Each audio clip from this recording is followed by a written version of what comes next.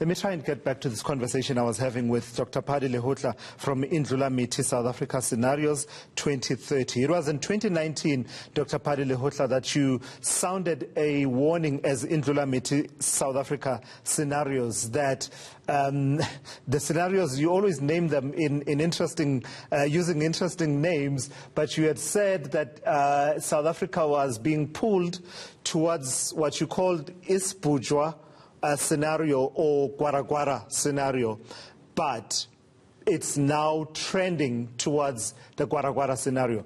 When the line broke earlier on, you were trying to tell us why we are seeing, at the very least, the early stages of that Gwara scenario. What is it characterized by that we are now realizing? It is a land of disorder.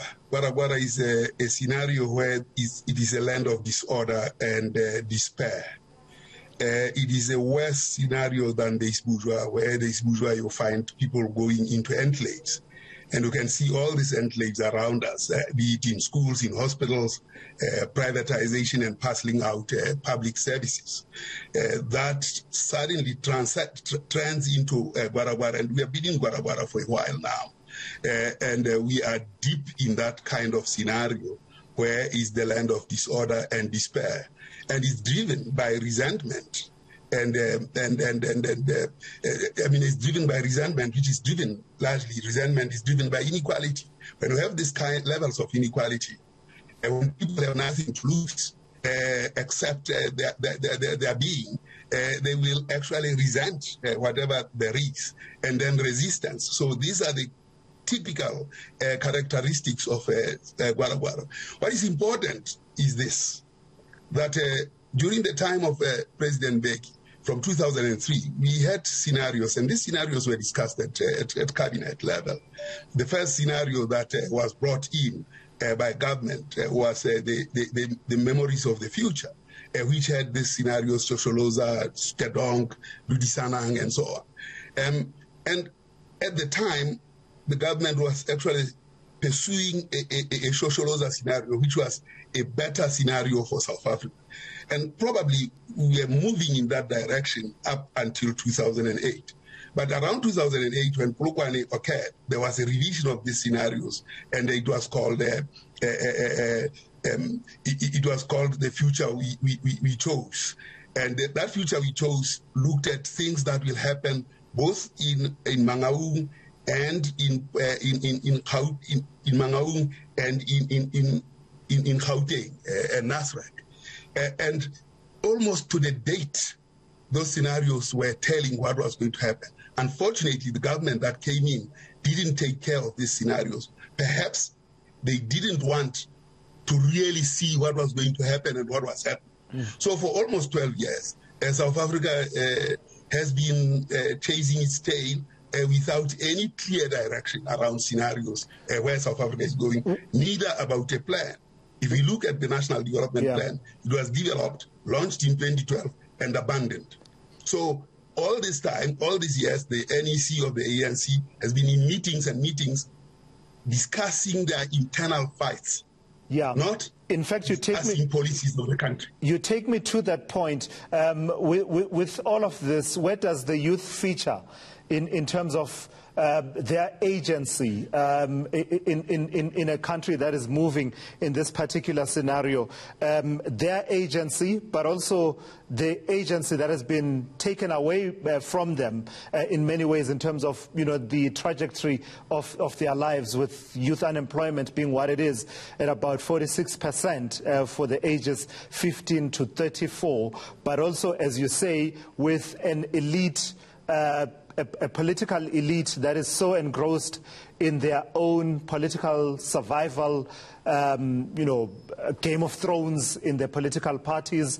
Where does that leave the youth and the role that they now find themselves playing as South Africa pivots towards that Gwara scenario?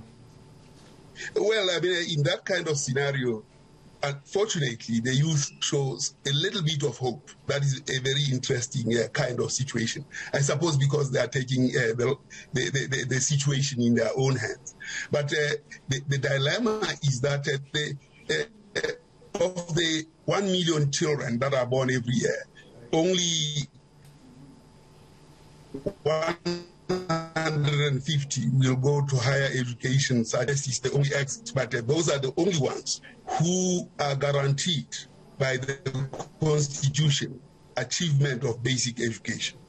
The rest, the 900,000 every year, are lost, and they don't achieve the promise of the Constitution. And I think we have to look at the promise of the Constitution. Just as no one is above the law, we must also guarantee the constitutional mandate of that the youth will have completed basic education as a basic guarantee. I don't think we are doing that guarantee at all when we are having year in, year out 900,000 youth that do not actually complete matric successfully. And that in itself builds into this perpetual situation of being unemployable. And now they have taken their own agency in their own hands by looting. Of course, they are imitating their fathers who have been looting as well. We know in the Zondo Commission how much of these people have looted. And the eNCA is accused number one, as President Ramaphosa said. Now the youth and the lumpen are also looting.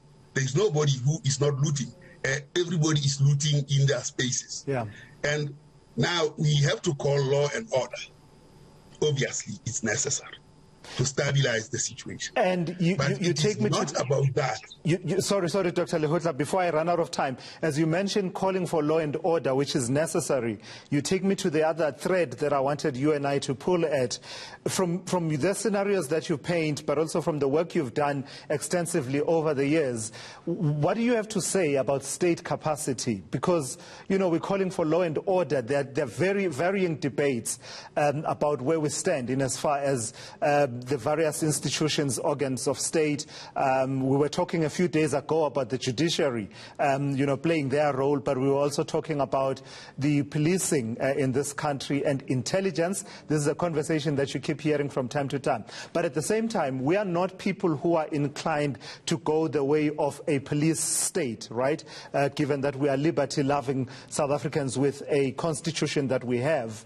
But where do we stand in as far as state capacity in its many manifestations and around this conversation right now?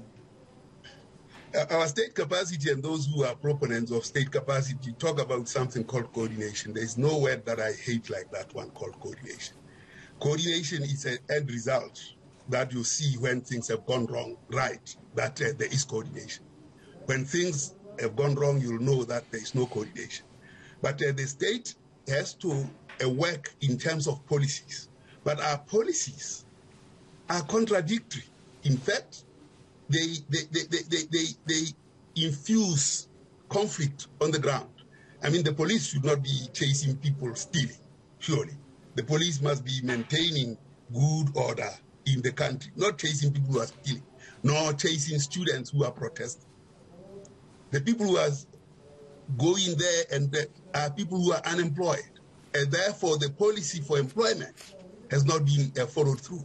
For instance, if you think about, and I'm talking about capacity, if you think about what the president presented in February at the State of the Nation and the reconstruction and recovery plan that he presented more recently, that thing is not going to deliver the jobs.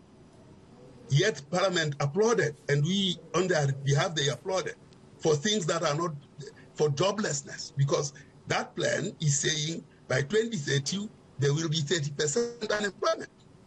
So the state that advises the president to go and present something that is not going to deliver anything actually shows emptiness and the lack of leadership altogether. Because the president must be able to say, I want to reduce this unemployment to 14%. Yeah. And therefore, let's do what it takes to do so. Right. Short of that, nothing gets signed off in Parliament. And it was the late Professor Turok, who died with his boots saying, don't pass that MTBS because it's doomed. And in the scenarios, we are seeing that that's going to lead to Guarabara at West, and at best only smooth, right, which is high unemployment. Dr. Pali Leholhla, before I let you go, thank you for your insights on that. I'm going to exercise a bit of discretion on my part and ask you to speak to an issue that arose at the start of our interview. Just for my sake and your sake and everyone else's sake, you were paying your condolences, passing your condolences to former President Jacob Zuma and his family around the passing of his brother Michael, and then you mentioned one of his wives. And, you know, at this point as a channel, we're not reporting that. Let's make it clear. We're not reporting it. We're not giving it the affirmation from our own journalistic work on our side. Of course, obviously, the teams are trying to check on that. But just for you to clarify, to the extent that you don't have official information for you to then be given the platform to address it. But if you are comfortable that it was called for you to pass those condolences, then that's that then. No. I think I mean, we depend on this social media and on our social platforms. These things come, and there are those that are shown and they have credibility. The one of Makumalo was mentioned this morning, and I felt that if I sit on this platform and I'm going to address in part the context in which former President Zuma is in, it would be ill-advised if I don't actually acknowledge the information of bereavement in his family. If that information is not correct, then of course it's not correct, and we are thankful for life. But if it is correct, my condolences still stand. Dr. Pali Leholhla, I'm glad you addressed it. I mean, it's the humanity in all of us, right? Because at the end of it all, Ubuntu, for example, is one of the unwritten values that we have and harbor in our Constitution. So I'm glad that you can clarify that at this particular point. And as I said, at this point, the team is working on it. If there's anything to report, we will report on it. Thank you, Dr. Pali Leholhla, for sharing your time with me here on All Angles. Believe it or